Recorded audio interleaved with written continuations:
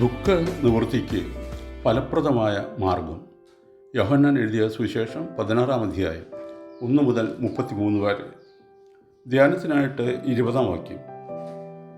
ആമേൻ ആമേൻ, ഞാൻ നിങ്ങളോട് പറയുന്നു, നിങ്ങൾ കരഞ്ഞ് വിലപിക്കും, ലോകമോ സന്തോഷിക്കും. നിങ്ങൾ ദുഃഖിക്കും, നിങ്ങളുടെ ദുഃഖം സന്തോഷമായി തീരും. ലോകത്തിൽ 2 തരത്തിലുള്ള മനുഷ്യരുണ്ട്. അന്തർമുഖികളും ബാഹ്യലോക കാര്യങ്ങളിൽ ശ്രദ്ധാലുക്കളും. അന്തർദർശികൾ തങ്ങളിലേക്ക് തന്നെ നോക്കിക്കൊണ്ടിരിക്കുന്നു.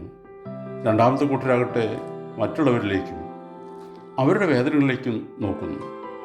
സ്വന്തം ദുഃഖങ്ങളിലും വേദനകളിലും പ്രശ്നങ്ങളിലും മാത്രം മനസ്സ് ഊന്നി കഴിയുന്നവർക്ക് അവയിൽ നിന്ന് മോചനം നേടുവാൻ സാധ്യമല്ല.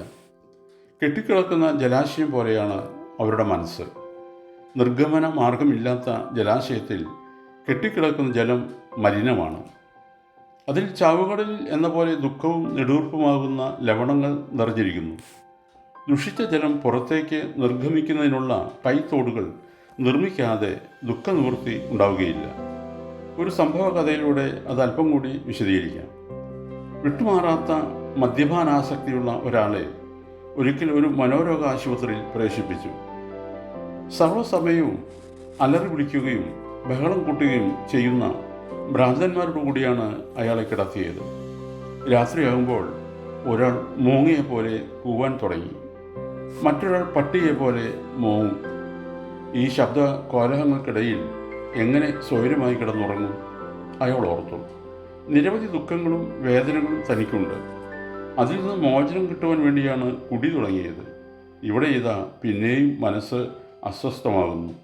ആ മദ്യപൻ്റെ മനസ്സ് വീണ്ടും ദുഃഖത്തിൻ്റെ ആഴത്തിലേക്ക് വീണ് താണു. പെട്ടെന്ന് അയാൾ സ്വന്തം ദുഃഖത്തിൽ നിന്ന് മനസ്സ് തിരിച്ച് ആ ഭ്രാന്തന്മാരുടെ ദയനീയമായ അവസ്ഥയെപ്പറ്റി ചിന്തിച്ചു തുടങ്ങി. അയാൾ അവർക്ക് വേണ്ടി പ്രാർത്ഥിച്ചു.